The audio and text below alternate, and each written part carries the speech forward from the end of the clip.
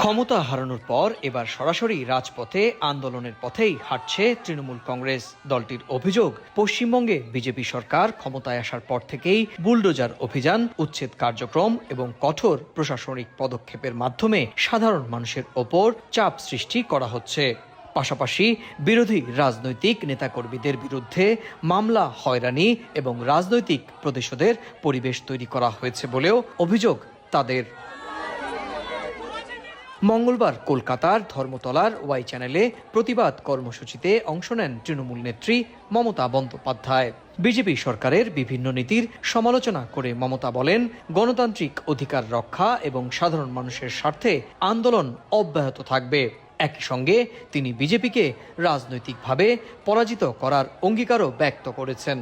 এনআইএর ভয় দেখাচ্ছেন, ইডির ভয় দেখাচ্ছেন, সিবিআই এর ভয় দেখাচ্ছেন। এই সিআইডি তো আমার আমলেও ছিল, তখন তো সিআইডি এইভাবে এফেক্টিভলি কাজ করতো না অন্যায়। তবে মমতার এই কর্মসূচি নিয়ে কটাক্ষ করতে ছাড়েনি ক্ষমতাসীন বিজেপি। মুখ্যমন্ত্রী শুভেন্দু অধিকারী দাবি করেন, তৃণমূলের দীর্ঘদিনের সাংগঠনিক শক্তির তুলনায় কর্মসূচিতে জনসমাগম ছিল অত্যন্ত সীমিত। তার মতে, রাজ্যের মানুষ ইতিমধ্যে তৃণমূলের রাজনীতি থেকে মুখ ফিরিয়ে নিয়েছে এবং সেই বাস্তবতাই ধর্মতলার কর্মসূচিতে প্রতিফলিত হয়েছে। আমাকে কি একটা ছবি পাঠিয়েছিল, এত দুরাবস্থা আমি জানতাম না। এত দুরাবস্থা, এক ঝুড়ি লোক, 150টা লোক আছেন। তারপরে রাজ্যসভা লোকসভা মিলিয়ে এতগুলো এমপি শুনলাম, 3টে এমপি গেছে, 6জন এমএলএ গেছে। ও দলটার অবস্থা ফলতার মতো হয়ে গেছে। অন্যদিকে বিরোধী দল নেতা নির্বাচন ইস্যুতে বিধায়কদের স্বাক্ষর জাল করার অভিযোগ ঘিরে মঙ্গলবারও রাজনৈতিক অঙ্গনে ব্যাপক আলোচনা হয়। এদিন তৃণমূল বিধায়ক ও সাবেক রাজ্যসভার সদস্য ঋতব্রত বন্দ্যোপাধ্যায় প্রকাশ্যে দলের কিছু সিদ্ধান্তের সমালোচনা করেন।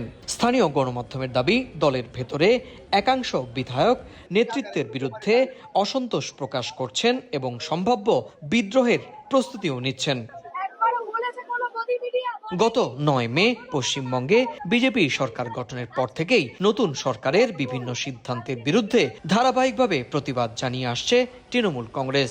তবে রাজনৈতিক বিশ্লেষকদের মতে শুধু সরকার বিরোধী আন্দোলন নয়, একই সঙ্গে দলের অভ্যন্তরে দুর্নীতি, নেতৃত্ব সংকট এবং সাংগঠনিক অসন্তোষের মতো ইস্যুতেও চাপে রয়েছে মমতা বন্দ্যোপাধ্যায়ের দল।